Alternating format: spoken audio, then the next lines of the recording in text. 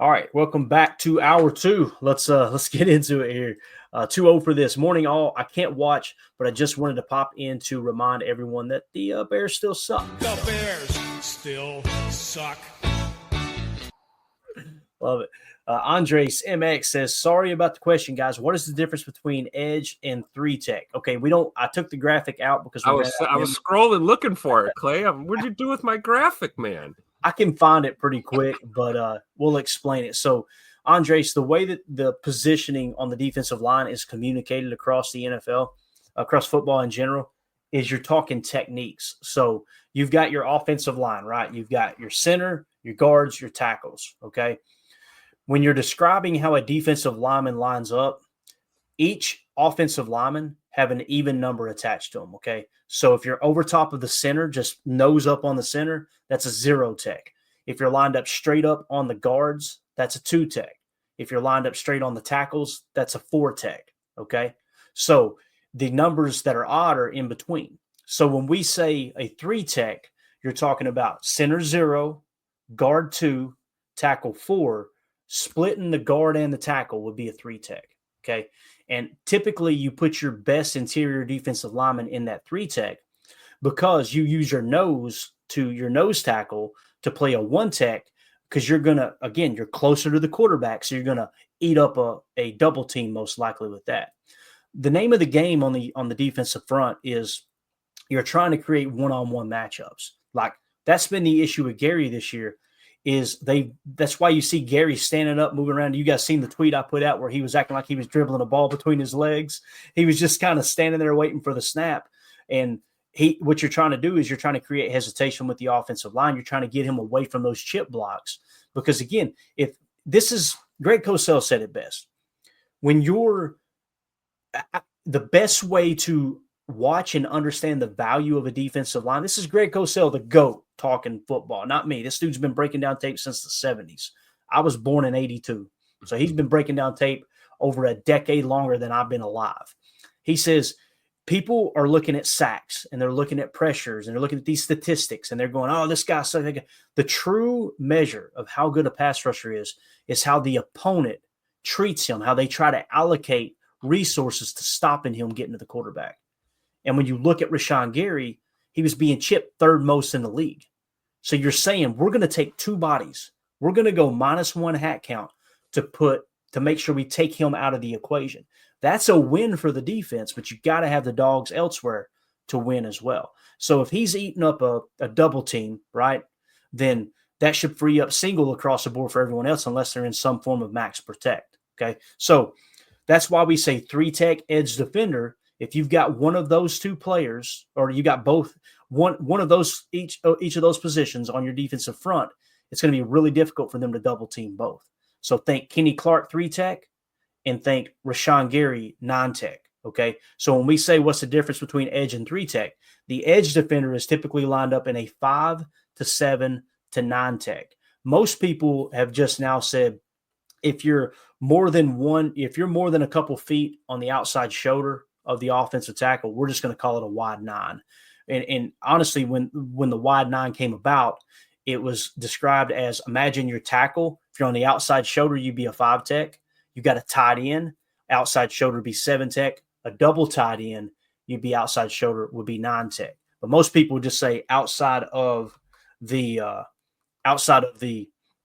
left tackle, at least, one gap. If you're not just on his outside shoulder, you're out, one extra gap, a make-believe gap. Just call it a wide 9.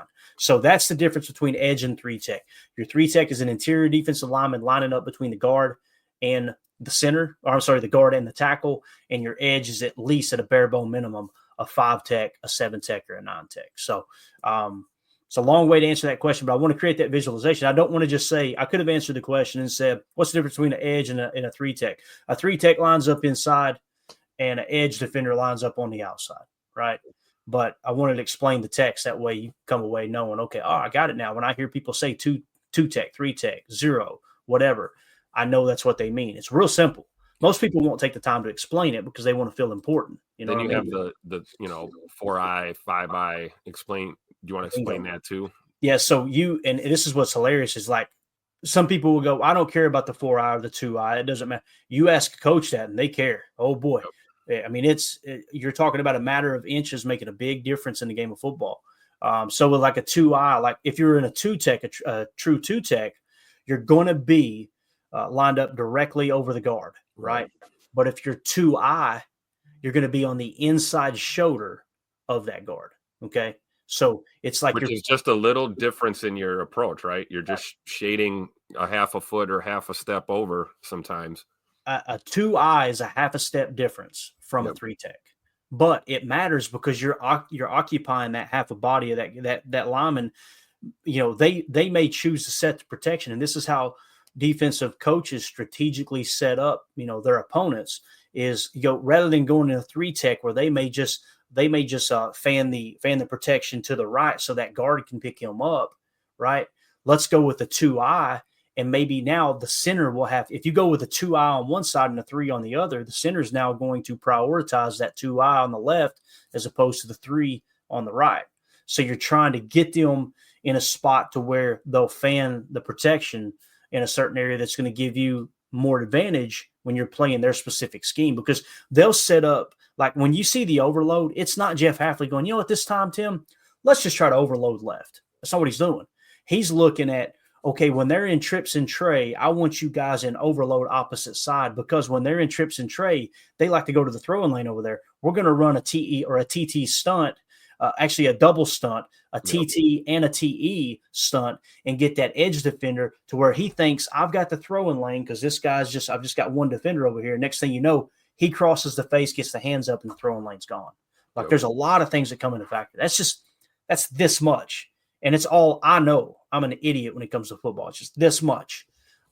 There's so much that goes into play. And that's why when you hear these pressers, the coaches and the OCs and the DCs, they kind of like Matt LaFleur last year when everybody was going, you're only playing with 2 linemen. And Matt went, boy, y'all are really exposing yourselves. Like, you have no clue what you're talking about. And that's okay. But when you walk into a presser with your clipboard and you think, I'm gonna get them today, and you don't even know what the hell you're talking about. I swear, I think football. That's football in a nutshell at this level, right? And the minute you think you know what you're talking about, everything changes and the game evolves more. Right. You realize you know nothing. It's constantly changing. That's what the NFL stands for. Not for long. Not for long. As soon as someone picks up something that works, it's a copycat league. Everybody embraces it and go. We've talked about pistol this off. I love that. It's my favorite thing in the offseason, Tim. Is trying to think, okay, let me dig deep.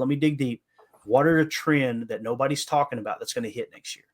And lo and behold, what we uncovered this offseason was the LA Rams using the hell out of pistol and Kyron Williams running all over the league, right? And I said, look for more pistol this year. Packers come out and hit more pistol. It's if you learn how to shut up and watch the tape, I'm telling you, it'll speak to you. You'll catch tendencies. Cheat motion. The year before it was cheat motion, hands down.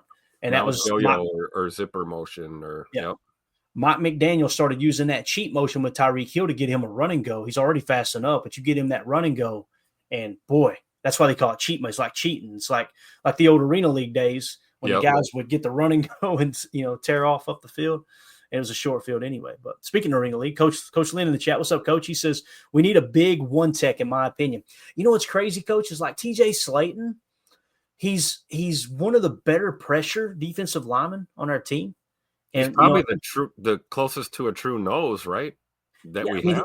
Oh yeah, absolutely. He's definitely our nose. And what he's talking about with 1-tech, Coach is talking about lining up between the center and the guard. That's what we refer to as the nose tackle, right? Like if you play, you'll hear the term shade. They won't say, they won't say 0-eye. They'll say shade, meaning you're playing the inside shoulder of the center, right? You're not playing like true nose. I've always referred to the defensive tackle that's closest to the center as the nose. That's kind of the simpleton's way of understanding it. But a true nose in the day was lining up directly over the center, right, in a 0-tech. But that's changed a lot. And now they'll refer to it as 0-tech and shade. And like Coach is talking about, that 1-tech and a 4-3 front is huge. I was going to try to pull the stats up. I'm not going to put them on the screen, but I want to point this out real quick, Coach, that when you look at the stats from a pressure standpoint, And again, to me, that's the most important stat. You want sacks over pressures, don't get me wrong, but you'd much rather have a boatload of pressures and less sacks than, more sacks and fewer overall pressures, if that makes sense. But when you go to quarterback pressures on the year, TJ Slayton's 5th on the team. Rashawn Gary's first with 28, Kenny Clark with 15, Devontae Wyatt with 12, Preston Smith with 11, and TJ Slayton with 11. So TJ Slayton had the same number of pressures that Preston Smith had. And TJ Slayton predominantly plays the nose. And when you look at playtime percentage, TJ Slayton is at 40.4%. Preston Smith was at 53.7%. So if you go to quarterback pressure percentage on the team and you reduce the noise of the linebackers and the DBs, right? Aaron Mosby has only got his pressure percentage is leading the teams when you take out the linebackers and everything at 31.3%, but he's only had 3 pass rushes. So you got to kind of throw that one out too, right? Next would be Rashawn Gary at 13.5%. And right behind him is TJ Slayton at 11.8%. My point, coach, is it kind of feels like TJ Slayton can be that one tech, and I don't get me wrong, I did not expect this. Like when you go, TJ Slayton was drafted to be a nose tackle on a 34 front, that 34 jam that we were running under the last 2 or 3 coordinators, right? I expected him to be the first person gone. And he's the one getting the highest pressure percentage. So I'm kind of wondering, Preston Smith gone now, maybe Carl Brooks will kick out to a wide 9 occasionally now, right? And not a whole lot, but that'll remove some of the snap percentage from like LVN and stuff too and kind of keep it more balanced. Maybe they're trying to get TJ Slayton on the field a little bit more. It could be that too. So I'm with you though, Coach. What I would love to see is a 1 and a 3 tech just absolutely dominating together in tandem, right? Like think with a solid edge group on top of it, and now you're dominant up front. Imagine here's what I'm saying. Imagine having Cam Hayward playing your 1 tech and Dexter Lawrence playing your 3 or vice versa.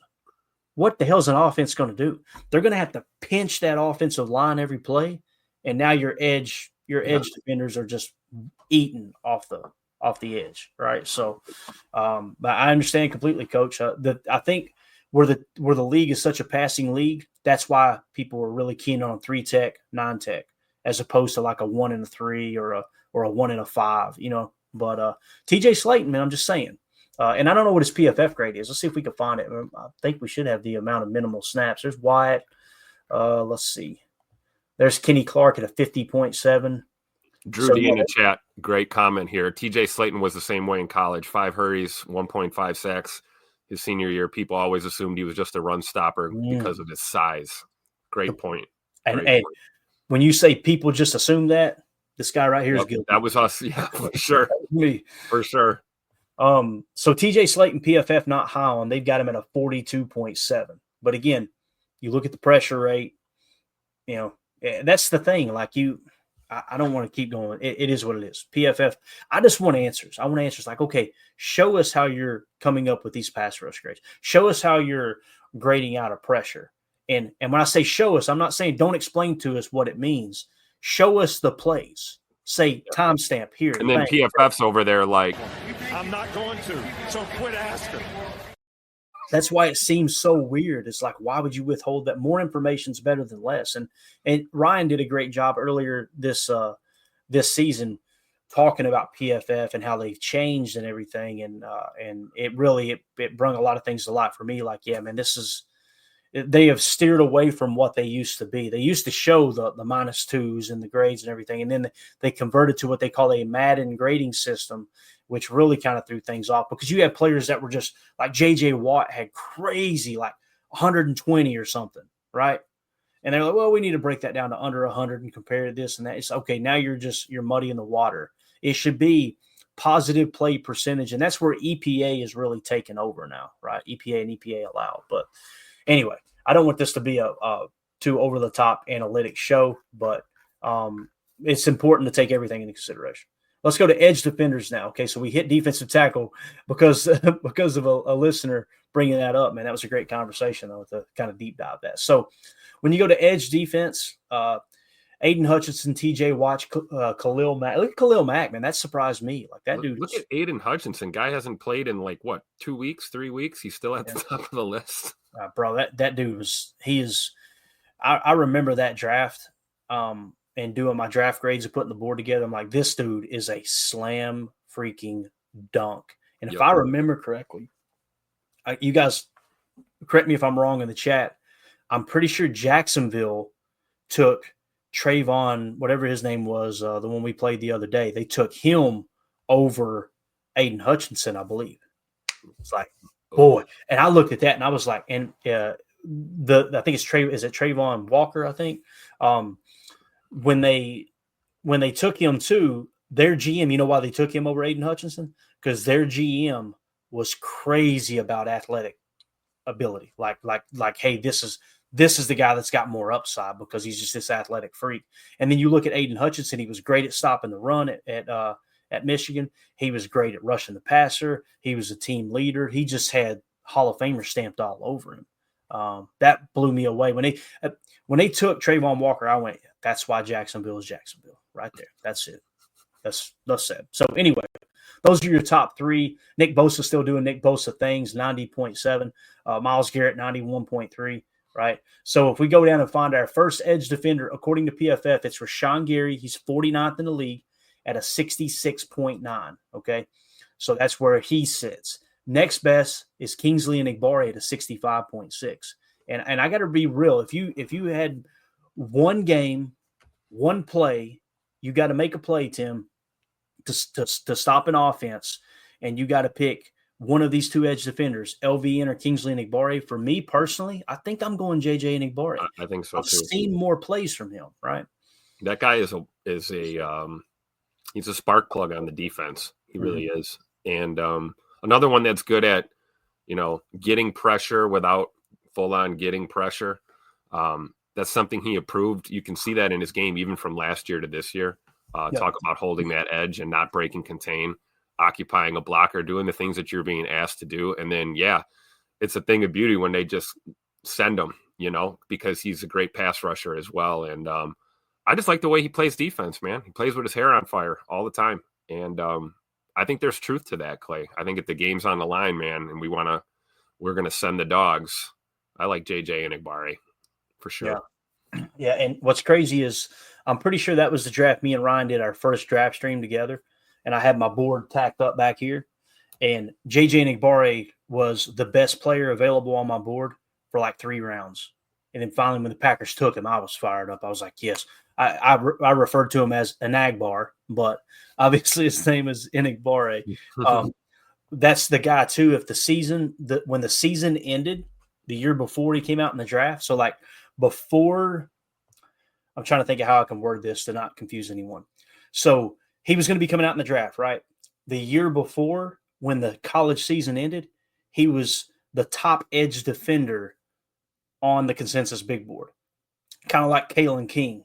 Then you go into the next year and he dropped, right? And he fell to the Packers. So, and again, why is that? The tape, all over the freaking tape.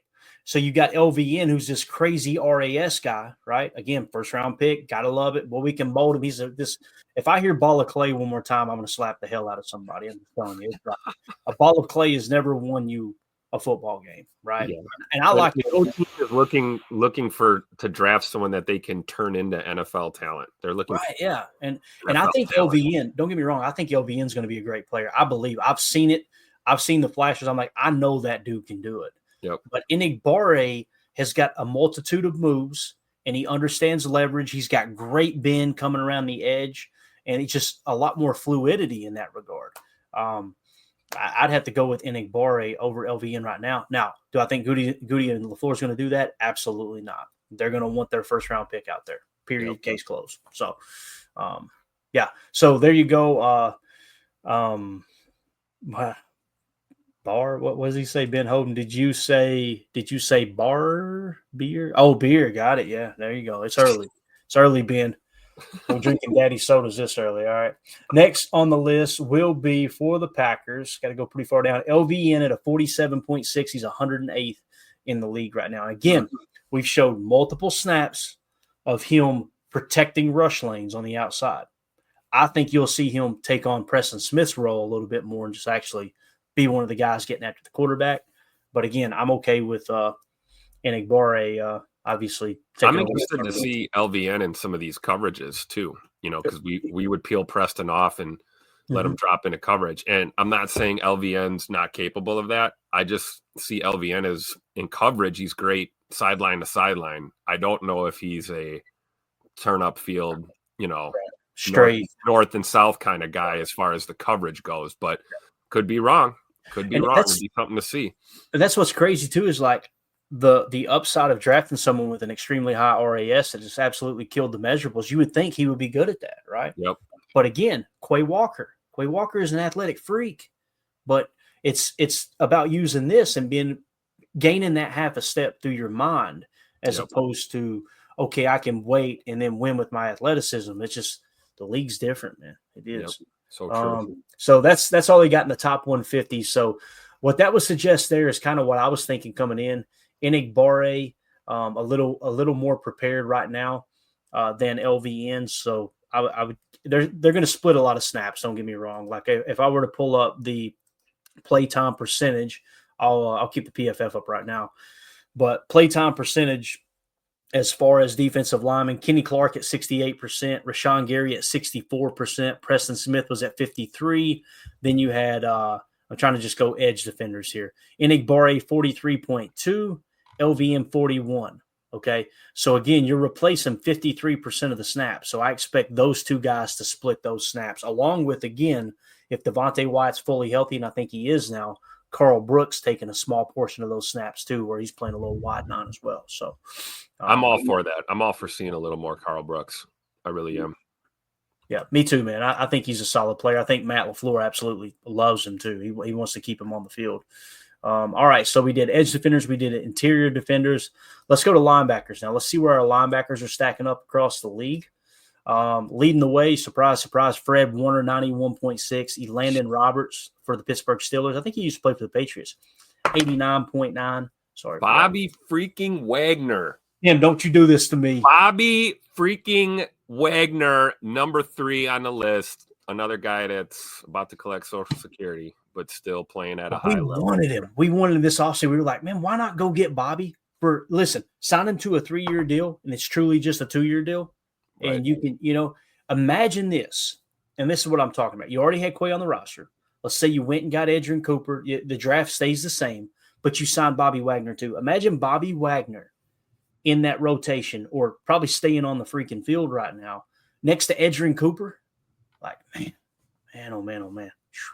So your Drew D in the chat said, remember when Aaron Rodgers said Fred Warner was the best inside linebacker and the media thought Rodgers was being ridiculous? I do remember that.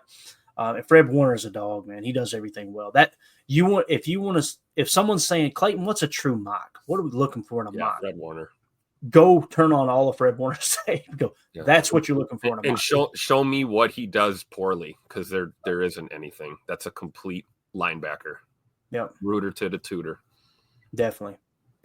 Chris N pointing out, look at Leo Chenal up there toward the top of the list. One of Jacob's guys, too, out of Wisconsin. Loved him. And Bond as well.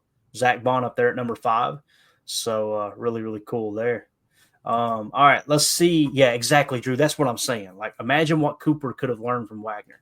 When you sign someone like that, right? I hit this football in my hand like I'm a freak over here. When you sign someone like that, that's got a Super Bowl ring, one of the best linebackers in the history of the game, has played on these world-class defenses like the Legion of Boom. President of the Legion of Boom. Come on now. Yeah. You put him in that locker room. Think of the knowledge they can pull from him. Think of what it would. You're saying Cooper, and I completely agree, Drew. What about Quay?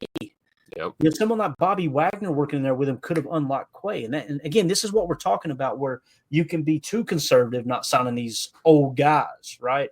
That would have been a great pickup. Sure. So yeah, Coach Lynn just hit it. Imagine what Quay could have learned. Exactly. So. Yeah. All right. Let's scroll down here and see where the Packers come in. Looky here, Tim. Who's first?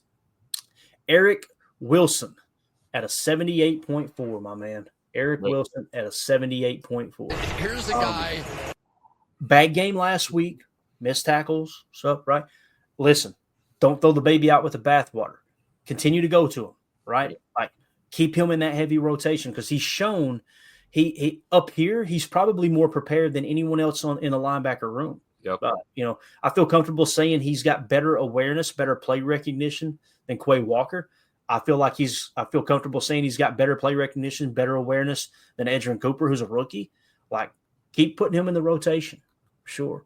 Wait till Edgerrin Cooper comes into his own there, though. Oh my God. Starts building that. He'll be up there underneath Fred Warner and the boys at the top tier. I guarantee you, it's coming. Guy's a monster. Here you've got Edgerrin Cooper coming in at number 22 at a 69.6. Like, what you're saying there is what PFF is saying. Eric Wilson and Edgerrin Cooper are both starting caliber linebackers, stack backers, right? Not edge defenders, stack backers, and a 4-3 stack backers, or one of your two inside linebackers in your nickel set. Those are the two guys that need to be on the freaking field. Quay needs to be the rotational guy. And again, people are going to Clayton this PFF. I got it. I'm not saying PFF is everything. But what we've watched on tape says the same thing, right? What do we know about what we do here? Our first round picks tend to hang around and see the field a lot. It feels like Savage again. It does. But anyway, I'm not. Again, I don't want to come across as cocky, like I think I know more than Goody. I don't. He's forgotten more about football and scouting than I would ever know. It's just I'm too stupid, I guess, is what I'm trying to say. I'm too stupid to realize what he sees to suggest and what maybe Matt and Half see.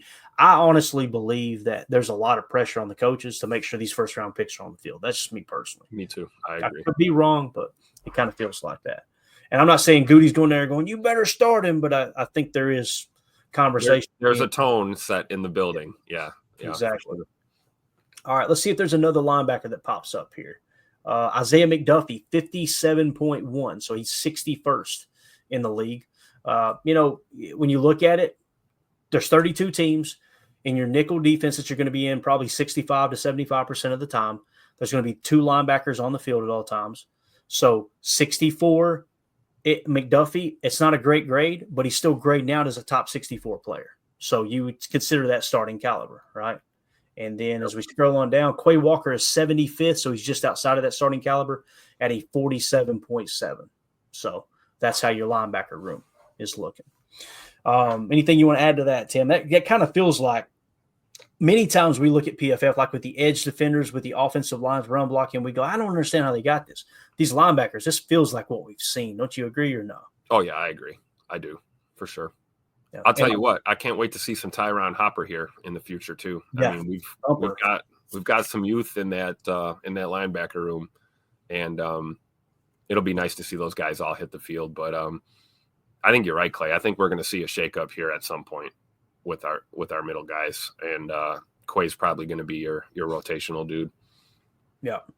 Coach Lynn, Savage dropped a pick 6 versus the Niners. Think about that. Remember that? Like that's the difference in that ballgame. You just held on 1 year too long. You did, man.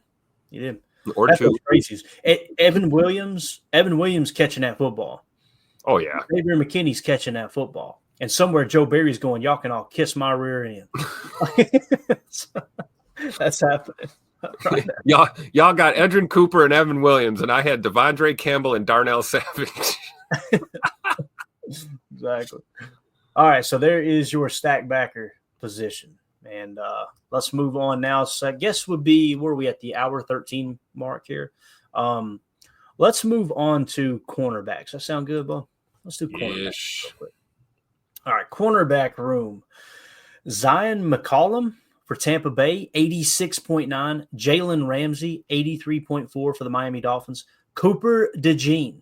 All right, Cooper DeJean. You guys remember that name from the draft? On our draft board, we had Cooper DeJean. I want to say I had him 27th overall, and I think I end up listing him as a safety because I see more value in the safety position, or did I change it? I think I changed it back. So I had him listed at corner. 1, 2, 3, 4. He was the 5th best corner in the draft according to my board. Now, the reason I wasn't standing on the table screaming for Cooper DeJean, I would have been okay with that pick. I would have been okay with that pick in the first round, right? But the reason I wasn't standing on that table is because there were some scouts saying, they don't know if he's a safety or a corner, right?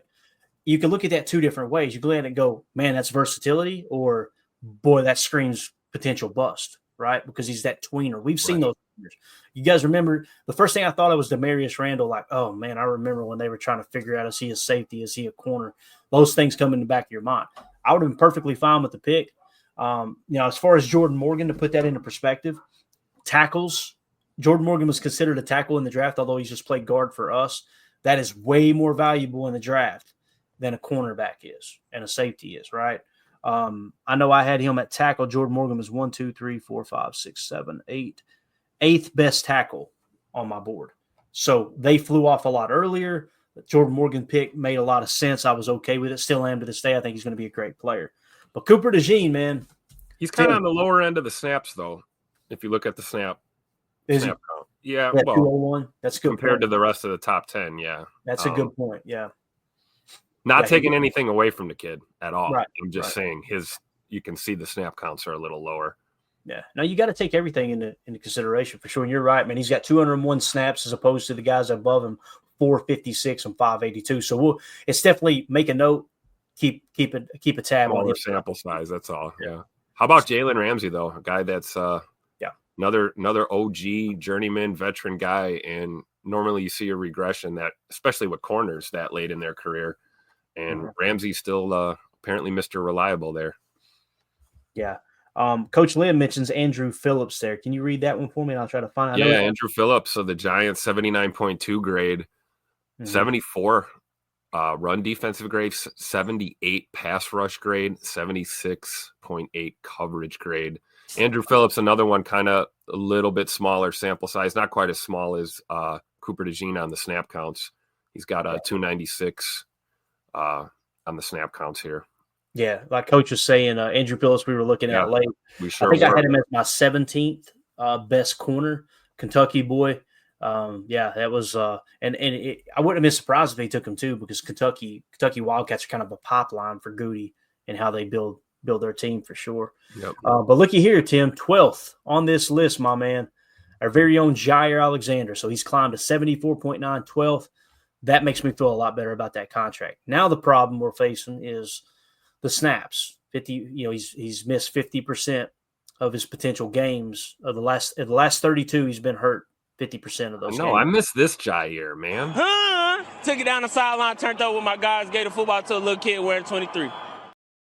And you could see a difference last week, couldn't you? I don't think him missing is the reason we lost the game, but you can tell the difference when he's not on that football field, man. Yep, he brings a certain demeanor to our secondary, I guess, a certain attitude, a certain swag, if you will, to our defense. And we can talk about him, executing and how he's looking out there freelancing on occasion, those kind of things. We've seen less of that this year compared to last year, but there's no denying when you've got Ja out there with Xavier McKinney, and we have Evan Williams, when we're at full strength there. Whenever we figure out this other boundary corner too, whoever the hell that's going to be going forward, opposite of Jair, that's when our defense is at its best, regardless of, breaking down the weeds of each snap and all these things. Jair just, he brings that energy and that attitude that you want on your defense. Like you said, it's a lot easier to deal with the yap and the talk when you're walking the walk consistently. Right. And we want to see Jair walking the walk a little more. But we don't know. He's been dealing with these nagging little, lower body injuries for the last couple of years, groin, knee, ankle, things like that. Everyone was so concerned about the shoulder. He had the shoulder injury a few seasons back, and Ja's not hitting the same anymore because of that shoulder. I'm more worried about the knee and the ankle and these groin issues that he's having. So we'll see if he can get back to as close to 100%. And like I said, I want the old Ja back, man. Let's get out there. Yeah. And again, like you said, when he's grittying on Justin Jefferson after he breaks a pass up, we have no problem with it. But when you're getting beat on a consistent basis, it's a lot harder to stomach. But that's just us being selfish fans. Me in general, I'm just saying me specifically rather. So again, the 12th highest graded corner in the league. You're willing to overpay for that, right? Let's see who we are. Yes, yes, we are. Yes, we are. Again, availability and accountability has been the problem there. So your next highest graded corner on the Packers is in the 72 spot. That's Keyshawn Nixon at a 60.2. You guys, we talked about this in the offseason. I wanted Keyshawn back because you create a floor, kind of a high floor for the cornerback room, and you got the best return guy in the game, right? Mm-hmm. I think this is a good year for Keyshawn. Anyone who is expecting Keyshawn to grade out any higher than this, I think you've got unrealistic expectations for a guy who's getting paid $5 to $6 million a year and mainly getting paid because he's the best return guy in the league. So he is our second highest graded corner. I've seen some people say he shouldn't be on the field, blah, blah, blah. Okay, you're throwing. I disagree. He's playing better ball on defense than he did last year. Yeah, you're throwing the baby out with the bathwater if you do that. It's just like Rashawn Gary. It's like he's a bum. No, he's not a bum. He's your best pass rusher right now. Just because he's not having a great year doesn't mean you try to get rid of your number one asset. You can acknowledge that he's not having a good year, right? But you got to also acknowledge he's the best pass rusher on your team right now. Keyshawn, again, second best corner for the Packers. Up next, who makes it on the list next here? Let's see. Eric Stokes at a 51.1. So that's surprising. I was expecting to see Carrington Valentine higher than him, unless I overlooked him. Look at the snaps, though. I mean, it's true. Quiet as kept. Stokes he's been out snapping Valentine for sure. Yeah. Again, I don't know if that's going to stay that way down the stretch here. It doesn't look like it is, but yeah. CV also had some injury issues too, so maybe they didn't want to throw him into the fire too quickly. Hopefully he's progressing along, but clearly that's going to be the plan. The phase out of Eric Stokes it's happening. I think I really do, unless he comes on strong here down the stretch. But it looks like him and Valentine are the ones splitting those snaps on the opposite boundary. And he's grading out in the 98 spot, right? Which would suggest he is a third string corner, right? Like and what I mean by that is you can't just say, okay, he needs to be on the field. No. It don't work like that. You've got your slot corner, right? And whoever's going to play slot, you want to comp them across the rest of the slot corners across the league. Now, Keyshawn's hard to do because he's playing outside a lot. What I'm saying is Eric Stokes is playing like a backup corner. He should not be starting, and you damn sure better not give him that fifth-year option. You better not, which obviously they didn't, right? He's going to be a free agent. So, if I remember correctly, right? This is last year. They already said no on the option. So you let him test the market. Listen, if you can get Eric Stokes back for $3 million per, I'm all for it. But you don't pay him. He's a rotational guy. Yeah, exactly. Because he knows the system. He's an athletic freak, but again, it just hasn't panned out. So Carrington did not make this list. Now, sometimes they screw up with some of these, and someone will have a decent grade, but they won't be on the list. So I wonder if he didn't have enough snaps to qualify. What are the minimum snaps? Yeah, that's a good point. We haven't even touched that. We probably should have done that as we went along too. Let me see if we can remove the minimum snaps. So again, we'll try to pick up on his grade, and then we'll see where he would have popped in. I guarantee it's the minimum snaps. So let's see here. Let's calm down. Let me pop this back over so we can actually see it. So with the minimal snaps removed, okay, Carrington Valentine, 63.1. All right. So 63.1. And we'll wrap so the show. 200 must be is that the threshold minimum of 200? I guess so. So 63.1 would put him much higher, much higher than Eric Stokes. It would actually put him in the number 60 spot. So a starting caliber corner is what he's grading out. And again, what was our boy Keyshawn Nixon? He was on down, wasn't he? Oh, yeah. Keyshawn was in what was he at? Top 100, I thought. 72. Sure. Yeah, 72. Okay. So that would suggest you should play Jair Alexander, Carrington Valentine, put Keyshawn in the slot. Now, if Evan Williams is healthy and you want to keep Javon Bullard on the field, kick Keyshawn outside. There's you a nice little rotation. Keep fresh legs if you need them. Bring Bullard into the slot. You got Evan Williams on the field, right? That's kind of how it feels. So I think that's going to be based on the matchups, though, right? Every game plan, because there have been times where Bull looked really good in the slot, and then there were times where he got his lunch ate all day long in the slot. So, yeah, no doubt about that, man. Coach Lynn says injuries zap Stokes' ability. So true. Man, that was and Tim has been more vocal about this than anyone, Coach. That was a gruesome injury. Like Do you even remember the detail? I don't remember. It's been so long ago, but it was like a couple breaks in a couple spots. Yep. Torn ligaments too. What it was? It was bad. He blew up the whole. I believe it was his left knee and leg. But the fact that the guy's even walking again is impressive. Right.